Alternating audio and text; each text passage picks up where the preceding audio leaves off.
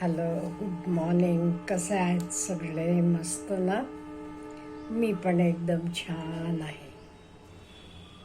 अहो, 2-4 दिवसापूर्वी आमचे कॉलनीत एक घटना घडली. मला वाटते आपण त्याच्याबद्दल बोलूया आणि नंतर डिस्कस करूया. 1-4 वर्षापूर्वी अरेंज्ड मॅरेज झालं होतं. दोघंही चांगले होते, नवरा बायको, आणि खूप प्रेमळ होते, एकमेकांबद्दल प्रेम होतं.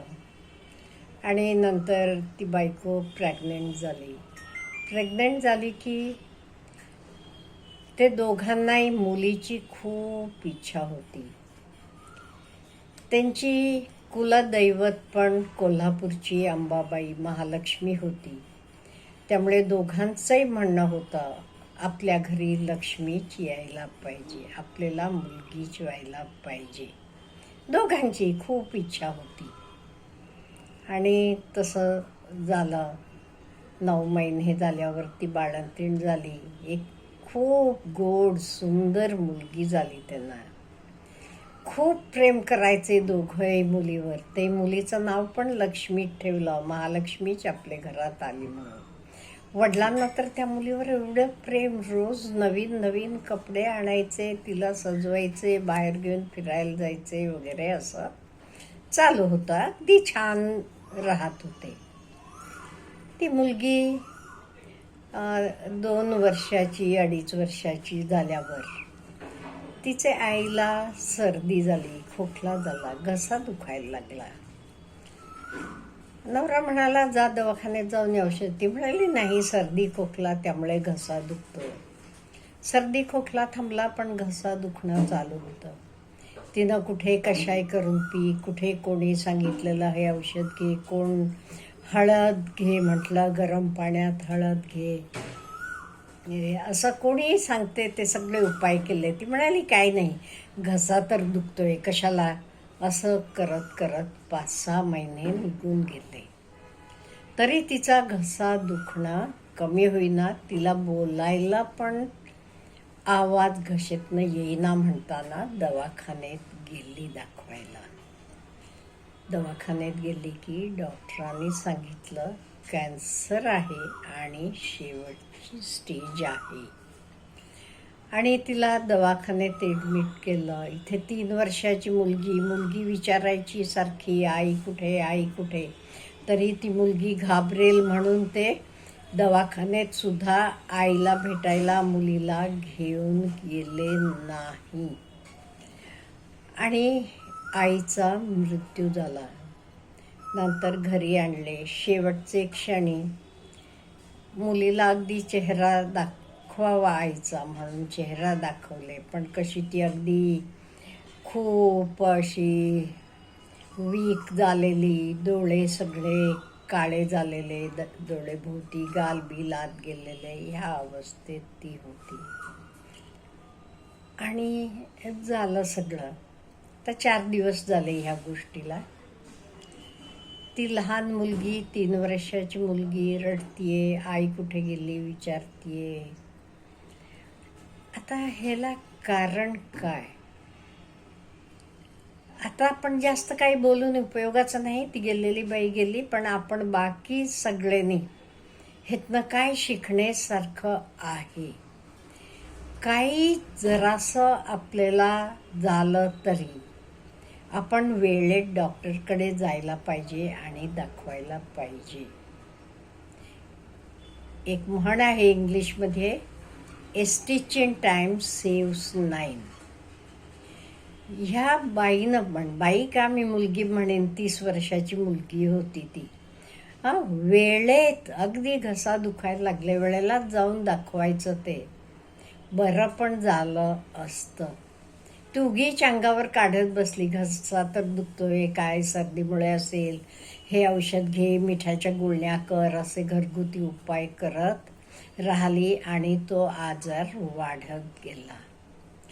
आपण स्पेशली लेडीज कोणी करू नये, जेंट्स लोकांनी पण अंगावर काढू नये, पण बरेच वेळेला आपण लेडीज बायका काय करतो, अगदी छोट्या छोट्या गोष्टींसाठी डॉक्टरकडे जात नाही. आपण काहीतरी घरगुती उपाय करतो किंवा अंगावर काढत असतो. का आपल्याला वाटते वेळ नाही, हां, दवाखान्यात गेले की आणि दवाखाना मागे लागेल, पैसा लागेल, काही प्रत्येक जणीचं वेगळे काहीतरी विचार असतात.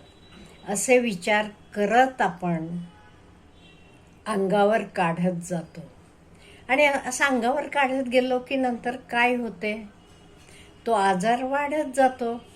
आणि एवढं वाढला की नंतर तर बरं करणं डॉक्टरांचे हातात सुद्धा राहत नाही. त्यामुळे वेळेवर स्वतःचे तब्येतीची काळजी आपण घ्यायला पाहिजे. नाही ते आपण मोस्टली बायका तरी काय करतो, आपण बाकी सगळ्यांची काळजी घेतो. मुलांची काळजी घेतो, नवऱ्याची काळजी घेतो, सासू सासऱ्यांची काळजी घेतो, सगळ्यांची काळजी घेतो. पण स्वतःकडे लक्ष देतो का? माझा प्रश्न आहे तुम्हाला. प्रत्येकीनं स्वतः हा प्रश्न विचारायला पाहिजे. आपण स्वतःची काळजी घेतो का? आपण आपल्या मुलाची काळजी घेतो, नवऱ्याची घेतो, अशीच आपण स्वतःची काळजी घेतो का? विचारा बघू स्वतःला. उत्तर काय येते? नाही. आपण स्वतःकडे कायम दुर्लक्ष करतो.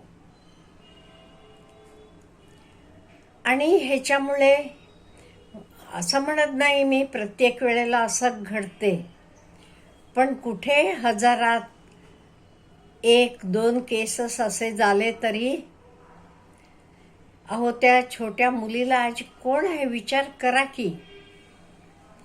त्यामुळे आपण स्वतःची काळजी घ्यायला नको का? तुम्ही दुसऱ्यांवर प्रेम करता, तुम्ही मुलांवर प्रेम करता, नवऱ्यावर प्रेम करता, पण मग तुम्ही नको का त्यांना? तुम्ही पाहिजे. त्यासाठी तरी स्वतःवर स्वतःची काळजी घ्या. वेळेवर औषध पाणी घ्या. वेळेवर ताजं, सकस, फ्रेश अन्न घेत जाव्या. नाही तर कित्येक वेळा बरेच घरातनं असं होते, जेवल्यावर रोके, शिळं उरायला नको म्हणून कमी करायचं. आणि कमी पडलं की कोणाला कमी पडते तर शेवटी होममेकर जी गृहिणी आहे ती स्वतःला मग 2 घास कमीच खाते. ह्याच्यामुळे काय होऊ शकते? तिला वीकनेस येऊ शकेल, तिची तब्येत बिघडेल. मग ह्याची कोण काळजी घ्यायला पाहिजे? हो, असं करू नका ना. जरा उरलं की उरू देत. वापरण्यासारखं असलं की आपण दुसऱ्या दिवशी सगळे मिळून वापरू. नाही ते कोणी भिकारी असलं, कोणी गरजू असेल त्याला देऊन टाकूया. हे बघा, आपण जादा खाऊन किंवा कमी खाऊन आपले तब्येतीला आपण नुकसान करून घेण्यापेक्षा तेवढ्याच अन्न काय 2 घास वाया गेलेलं परवडते. माझं तर मत हे आहे. मी कधी वाया जाते म्हणून खात नाही. 2 घास आहे, 2 चमचे भाजी आहे, वाया जाते, मी कधी खात नाही. जे सुनबाईला सुद्धा सांगते मी, नाही तसं करायचं. पहिल्यांदा ती करायची, अहो एवढ्याच्या आहे कुठे काढून ठेवायचा म्हणून. मी म्हटलं हे बघ, स्वतःला त्रास होत असला तर खाऊ नकोस, अन्न वाया गेलेलं चालते. आणि तिला पण स्वतःला अनुभव आलाय दा, असं काहीतरी वाया जायला नको म्हणून तेवढं तर खाल्ली. तर तिचं खाणं जादाच झालं आणि दुसऱ्या दिवशी तिला दवाखान्यात ॲडमिट करायची वेळ आली. तिला डिसेंट्री लागली आणि वॉमिटिंग चालू झालं. 3-4 दिवस दवाखान्यात राहावं लागलं. मग बघा, ते अन्नाचे 2 घास महाग पडले का 4 दिवस दवाखान्यात असणं महाग पडलं. त्यामुळे कधी 4 घास जास्त उरले म्हणून खायलाही जाऊ नका, असं कमी पण करू नका. हां, वाया जाईल म्हणून कमी शिजवायचं असंही करू नका. आपण आपले आरोग्याची व्यवस्थितपणे काळजी घ्यायला पाहिजे. ह्याच्यापुढे सगळ्यांनाच ह्याचं चांगलं होणार आहे. अच्छा, हॅव ए गुड डे.